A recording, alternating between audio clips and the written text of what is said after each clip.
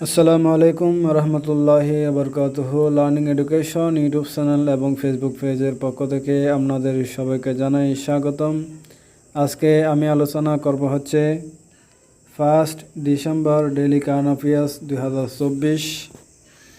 আজকে আলোচনা করব হচ্ছে 1 ডিসেম্বরের যে সাম্প্রতিক সাধারণ জ্ঞান প্রশ্নোত্তরগুলো এসেছে ওগুলো নিয়ে আজকে আলোচনা করব।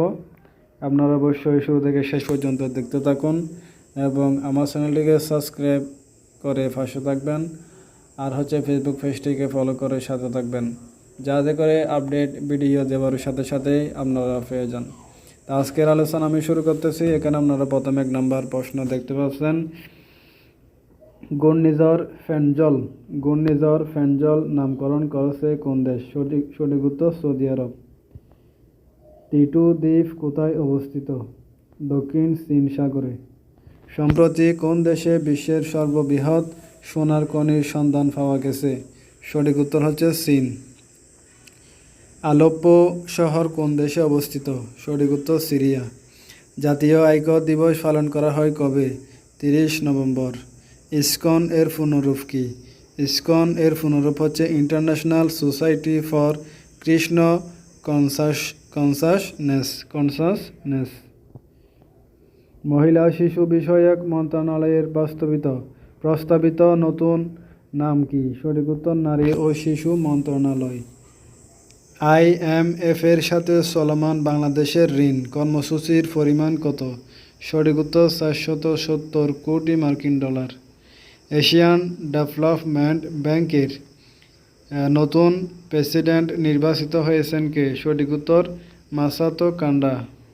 আন্তর্জাতিক ফিলিস্তিনি সংহতি দিবস কবে পালন করা হয়? 29 নভেম্বর।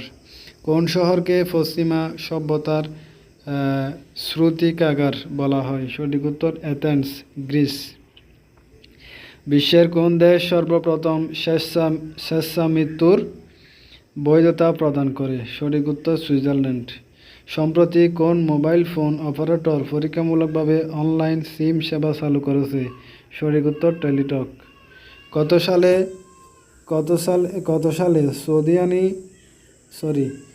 সালে সোনাদিয়া দ্বীপকে পরিবেশগত সংকটাপন্ন এলাকা হিসাবে ঘোষণা করা হয়? সঠিক উত্তর 1999 সালে। নবায়নযোগ্য জ্বালানি নির্ভর বিদ্যুৎ কোম্পানিসমূহকে কত সময়ের জন্য শতভাগ কর অব্যাহতি দেওয়া হয়েছে? 10 বছর।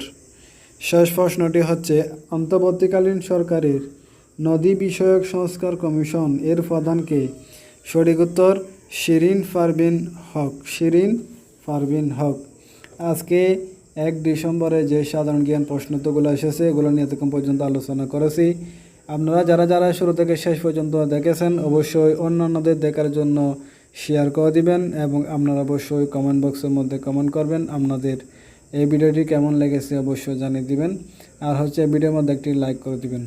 আপনাদের কমেন্টের উপর নির্ভর করে আবারও নতুন কোনো ভিডিও নিয়ে আসবো ইনশাল্লাহ।